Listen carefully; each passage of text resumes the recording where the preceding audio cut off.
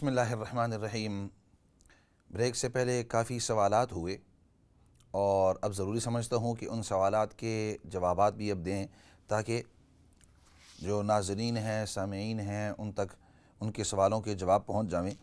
وہ ایک ساتھی نے یہ سوال کیا کہ اگر ڈیورس ہو جاوے آپس کے اندر طلاق ہو جاوے میاں بیوی کی، تو وہ آپس کے اندر بات چیت کر سکتے ہیں یا نہیں؟ تو بھائی یہ یاد رکھنا ہوگا کہ ڈیورس ہو جاوے اور دونوں میاں بیوی الگ ہو جاویں تو اب وہ اجنبیوں کی طرح ہیں۔ تو جس طرح اجنبی کے احکامات ہوتے ہیں اسی طرح ان کے احکامات ہیں۔ ہاں، اگر ان کے بچے ہیں اور چونکہ یہ بچے دونوں کے ہیں، اب تو اگرچہ وہ اپنے نکاح کے اندر نہیں ہے، لیکن ظاہری بات ہے کہ جس وقت وہ نکاح کے اندر تھے ان کی اولاد تھی، تو ان اولاد کے بارے میں ان کو بات چیت کرنا ہوگا۔ تو پردے کا لحاظ رکھتے ہوئے اور شریعت مطہرہ کے جو احکامات ہیں ان کو مد نظر رکھتے ہوئے ایک دوسرے کے ساتھ جو ضروری بات چیت ہے وہ کر سکتے ہیں۔ تو جیسے اجنبیوں کے ساتھ معاملہ ہوتا ہے اسی طرح آپس کے اندر ان کا معاملہ ہوگا، کیونکہ اب جب وہ میاں بیوی نہیں رہے تو وہ ایک دوسرے کے لیے اجنبی ہو گئے۔ تو اجنبی یعنی شرعی لحاظ سے، تو جیسے شرعی لحاظ سے اور شریعت کے اندر اجنبی سے پردہ اور اجنبی کے ساتھ یعنی جو احکامات ہوتے ہیں اسی طرح ان کے ساتھ احکامات۔ البتہ جیسے میں نے عرض کیا کہ بعض اوقات اپنی جو فائنینشیل سیٹلمنٹ کرنا ہوتا ہے یا اسی طرح بچوں کے بارے میں خیر خرید پوچھنی ہوتی ہے، خاصتاً والد صاحب اگر ذمہ دار ہیں یا والدہ اگر ذمہ دارہ ہیں، تو ان کو آپس کے اندر ان کے بارے میں ان کی خیر کے لیے، ان کی بھلائی کے لیے اگر کدھر جانا ہے، کون سے اسکول جانا ہے، کون سے مدرسے جانا ہے، مدرسے کے حالات وغیرہ وغیرہ، تو بعض اوقات ان چیزوں کے لیے ایک دوسرے کے ساتھ بات کرنا ضروری ہوتا ہے۔ تو اسلامی نقطۂ نظر سے پردے کا لحاظ رکھتے ہوئے آپس کے اندر وہ بات چیت کر سکتے ہیں۔ اس کے بعد ایک سسٹر نے اکلنٹن سے فون کیا اور انہوں نے یہ بتلایا کہ ان کے جو بیٹے ہیں وہ نافرمان ہیں اور نافرمانی کرتے ہیں اور ان کی بات چیت نہیں مانتے۔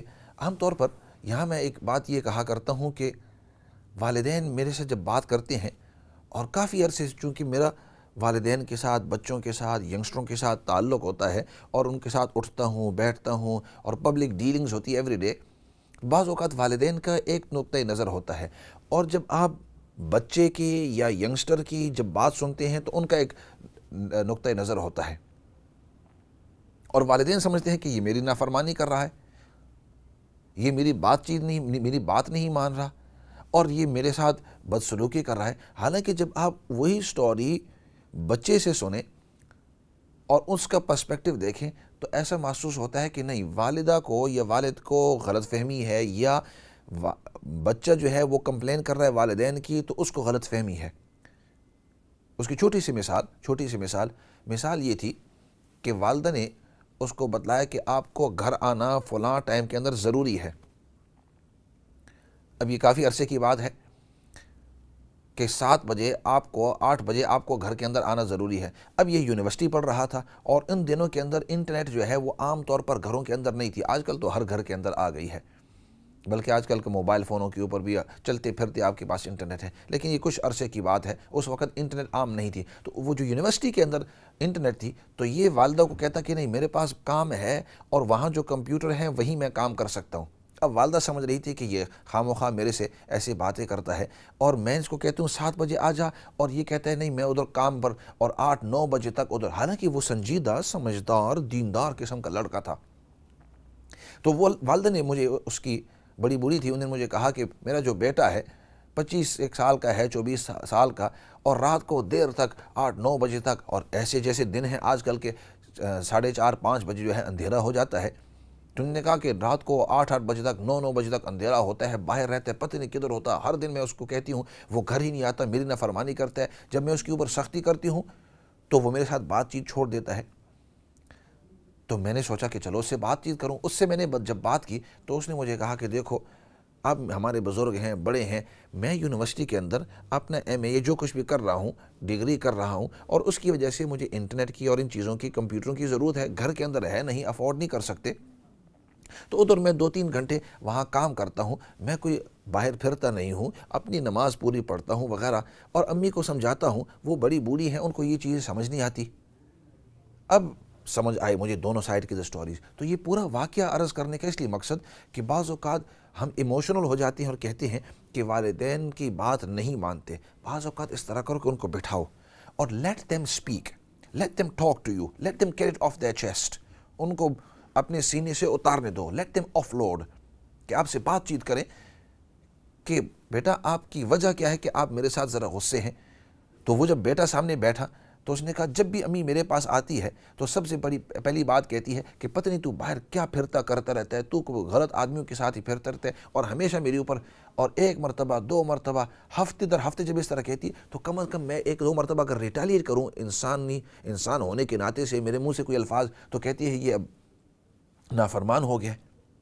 تو اب جب میں نے والدہ کو بھی سمجھایا, بیٹے کو بھی سمجھا, اب ان کی آپس کے اندر بات چیت دونوں کی سمجھ آ گئی. تو کہنے کا مقصد کہ نیکسٹ ٹائم اگر آپ دیکھیں کہ آپ کے جو بچے ہیں, ینگسٹرز ہیں, وہ ریٹیلیٹ کرتے ہیں, وہ واپس جواب آپ کو دیتے ہیں یا آپ کی بات نہیں مانتے, تو ایسے کرو, کسی ٹھنڈے دل کے ساتھ ان کو بٹھاؤ, کسی دن ٹھنڈے دل کے ساتھ ان کو بٹھاؤ, آپ کا بھی دماغ ٹھنڈا ہو, ان کا بھی ٹھنڈا ہو, اور ان سے بات چیت کرو 1 to 1.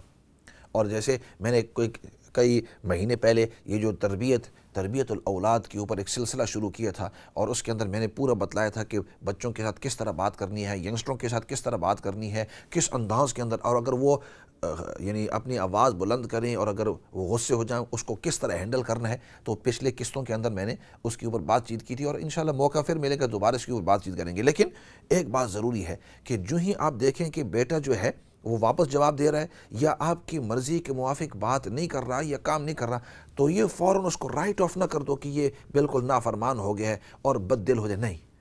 نہیں, اس طرح کی بات نہیں ہے. وہ ایک مثال میں دیا کرتا ہوں خاصتاً تربیت الاولاد کے بارے میں, کہ اگر انگلی دکھتی ہے تو اس کو انسان کاٹ کر پھینک نہیں دیتا بلکہ اس کا علاج کرتا ہے. اگر آپ کا ہاتھ درد کرتا ہے اور بہت زیادہ درد کرتا ہے اور آپ اس کو اس طرف کرتے ہیں اور وہ اس طرف ہو جاتا ہے, آپ اس طرح کرتے ہیں اور اس طرف ہو جاتا ہے, تو آپ اس کا علاج کریں گے. تو علاج کا مطلب پیار کے ساتھ, محبت کے ساتھ, احترام کے ساتھ, سختی کے ساتھ جو ہے وہ مسئلہ نہیں حل ہوتا. استاذ محترم تربیت الاولاد کے بارے میں جب میں سائیکالوجی کیا کرتا تھا تو اس وقت عجیب فرمایا کرتے تھے, فرماتے لوہے کو جتنا گرم کرو گے اس طرف بھی مڑ جائے گا, اس طرف بھی مڑ جائے گا, لیکن اسی لوہے کو ٹھنڈے ہوتے ہوئے جب آپ موڑو گے تو وہ ٹوٹ جائے گا. یہ اگر مثال اگر آپ ذہن کے اندر رکھیں اولاد کی تربیت کے بارے میں, اور اس کے ساتھ ساتھ دعا بھی کرتے رہیں, دوا یعنی بہترین انداز کے ساتھ اس کا پیش بھی آتے رہیں. اور جو وظیفہ عام طور پر اپنے بیٹوں کے لیے, اور جو دوسرے ایک سائل نے سوال کیا تھا کہ شوہر ان کا گھر آتا نہیں ہے, جاتا نہیں ہے, جو بھی کرتا ہے, تو ان کے اوپر یہ آیت ضرور آپ پڑھا کریں. 19ویں سپارے کے اندر سورۃ الفرقان کی آیت ہے, 19ویں سپارے کے 4تھے رکوع کے اندر, ربنا ہب لنا من ازواجنا وذریاتنا قرۃ اعین وجعلنا للمتقین اماما. دوبارہ عرض کر دیتا ہوں, قرآن کریم کی آیت ہے, ربنا ہب لنا من ازواجنا وذریاتنا قرۃ اعین وجعلنا للمتقین اماما. اے ہمارے پروردگار, ہمارے اولاد کو اور ہمارے جو پارٹنرز ہیں, ہمارے جو شوہر ہیں یا ہماری جو بیوی ہے, پارٹنرز ہیں, ہب لنا من ازواجنا وذریاتنا قرۃ اعین, ان کو ہماری آنکھ کی ٹھنڈک بنا, چاہے ہماری اولاد ہو چاہے ہمارے پارٹنرز ہوں. یعنی میاں ہو دعا کر رہی ہے بیوی کے لیے اور بیوی دعا کر رہی ہے اپنے شوہر کے لیے, قرۃ اعین وجعلنا للمتقین اماما, اور نیکی کے اندر متقین کا ہمیں امام بنا دے. تو یہ اس کا ترجمہ ہے. تو یہ دعا آپ کرتے رہیں, یہ وظیفہ کرتے رہیں. ایسے کرتے ہیں, ایک کال لے لیتے ہیں, پھر 1-2 اور کالوں کو جواب بھی دیں گے. السلام علیکم ورحمۃ اللہ وبرکاتہ. وعلیکم السلام.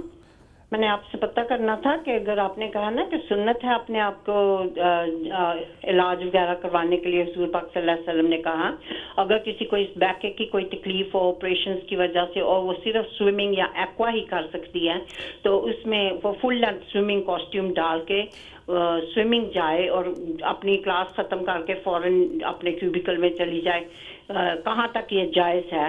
حالانکہ دل مانتا نہیں ایسے کریں, مگر کوئی اور مجبوری بہت ہے اور کوئی راستہ نظر نہیں آ رہا, صرف سوئمنگ ہی کی وجہ سے ایکسرسائز ہو سکتی ہے. تو وہ علاج کے طور پر خاصاً علاج کے طور پر جی, مگر اگر اس کو مکسڈ, وہاں بعض دفعہ زیادہ تو نہیں ہوتے لوگ ویک ڈیز میں, मगर थोड़े बहुत मिक्स्ड पीपल भी होते हैं, मगर लेडीज की क्लास में हो, मगर वो लाइफ बोट वगैरह जो है लाइफ गार्ड वाले वो तकरीबन मेल होते हैं, मगर फुल लेंथ कॉस्ट्यूम डाला हो। जी, मेल मेल का मतलब ये, सॉरी, मिक्स का मतलब ये है कि वहाँ मर्द भी हों औरतें भी हों स्विमिंग पूल के अंदर, उसकी बात आप कर रहे हैं? मर्द औरतें इतने नहीं होते, मर्द दूसरी साइड पर होते हैं। जी, स्विमिंग पूल के अगर वो अंदर सिर्फ, जहाँ जो जी लेडीज की करते हैं वो सिर्फ लेडीज ही होती हैं, मगर जो लाइफ गार्ड्स है ना जी वो मेल होते हैं। जी, सब आप, दूर बैठे होते हैं, मगर अगर फुल लेंथ स्विमिंग कॉस्ट्यूम डालकर किया जाए, जी, अगर इलाज के तौर पर हो या वैसे भी इलाज हो, के तौर पर। जी मैं अपना सवाल जवाब पूरा कर सॉरी। लूँ। अगर इलाज के तौर पर हो या वैसे एक्सरसाइज पर हो, जब तक आप फुल लेंथ पहने हुए हैं और वहाँ सिर्फ़ और सिर्फ औरतें हैं, और वो लाइफ गार्ड जो होते हैं वो तो मजबूरी के लिए होते हैं, नंबर एक। लेकिन इसके साथ साथ आप रिक्वेस्ट भी कर सकते हैं कि हमें फ़ीमेल लाइफ गार्ड्स चाहिए। अगर आप रिक्वेस्ट करें, क्योंकि बहुत सारे इस तरह स्विमिंग पूल्स होते हैं, वहाँ आप रिक्वेस्ट कर सकते हैं, तो वो फ़ीमेल जो लाइफ गार्ड हैं वो भी आपके लिए मुहैया कर देंगे। ठीक है इंशाअल्लाह। अच्छा, ऐसे करते हैं, अगले जो चंद सवालात हैं, वक़्त मुख्तसर है, अगर आज पूरे हो गए तो ठीक है, नहीं तो अगले किस्त के अंदर आप दोबारा इन सवालात कर सकते हैं। उसके बाद एक साथी ने लंदन से सवाल किया था कि मस्जिद अल अक्सा की हम जब बातचीत कर रहे हैं तो वहाँ एक दीवार है, और जिसको जो यहूदी कम्यूनिटी है उसको मोहतरम समझते हैं, तो उसको जो यहूदी कम्यूनिटी है वो उसको वेलिंग वॉल कहते हैं, यानी रोने वाली दीवार, और मुसलमान उसको बुराक दीवार कहते हैं, बुराक दीवार। और उसकी वजह यह है कि मुसलमान का यानी ये अकीदा है कि आप सल्लल्लाहु अलैहि वसल्लम जिस वक़्त इसरा का मौका हुआ था कि मक्का मुअज़्ज़मा से मस्जिद अल अक्सा तशरीफ़ लाए और फिर उसके बाद आसमानों के ऊपर गए। तो ऐसे करते हैं, ये सवाल अब इधर ही रह जाएगा क्योंकि वक़्त बहुत ही मुख्तसर है।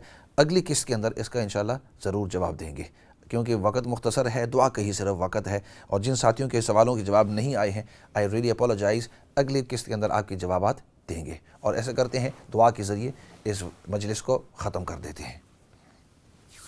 अल्हम्दुलिल्लाहि रब्बिल आलमीन वस्सलातु वस्सलामु अला सय्यिदिल अंबिया वल मुरसलीन मुहम्मदिन व अला आलिहि व सहबिहि अजमईन। रब्बना ज़लमना अनफुसना व इल्लम तग़फिर लना व तरहमना लनकूनन्ना मिनल खासिरीन।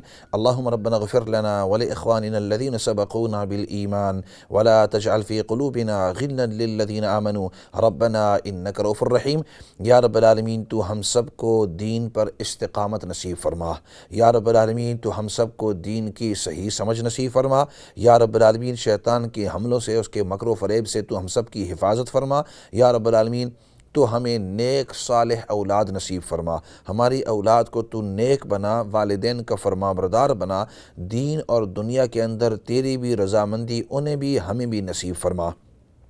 या रब्बल आलमीन, या रब्बल आलमीन, जब हमारी मौत का वक़्त आवे तो हमें ख़ात्मा बिल ईमान नसीब फरमा। या अल्लाह, जितने भी लोग परेशान हाल हैं, जिस किस्म की भी परेशानी के अंदर हैं, चाहे दुनियावी लिहाज से, औलाद की वजह से, अक़रबा की वजह से, बाहर चीज़ों की वजह से, या अल्लाह सब की परेशानियों को तू जानता है और उनके हल को भी जानता है। या रब्बल आलमीन, सब की परेशानियों को दूर फरमा।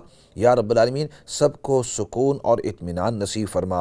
और या रब्बल आलमीन, या रब्बल आलमीन, जिन लोगों के ऊपर कर्ज़े हैं, या अल्लाह उनके कर्ज़ों का गैब से बंदोबस्त फरमा। जितने भी मरहूमीन इस दुनिया से जा चुके हैं, या अल्लाह उन तमाम की बख्शिश और मग़फ़िरत फरमा। और या अल्लाह, सबसे बड़ी बात वो तेरी रज़ामंदी है, तो हम सब को अपनी रज़ामंदी नसीब फरमा बिरहमतिका या अरहमर राहिमीन। आज तक इधर तक बात पूरी हुई। ऐसा करेंगे, अगली किस्त के अंदर और अगले प्रोग्राम के अंदर ज़रूर आएंगे, आपके सवालात होंगे और मस्जिद अल अक्सा की जो तारीख़ है वो आगे चलाते रहेंगे। इसी के ऊपर अस्सलामु अलैकुम व रहमतुल्लाहि व बरकातुहू।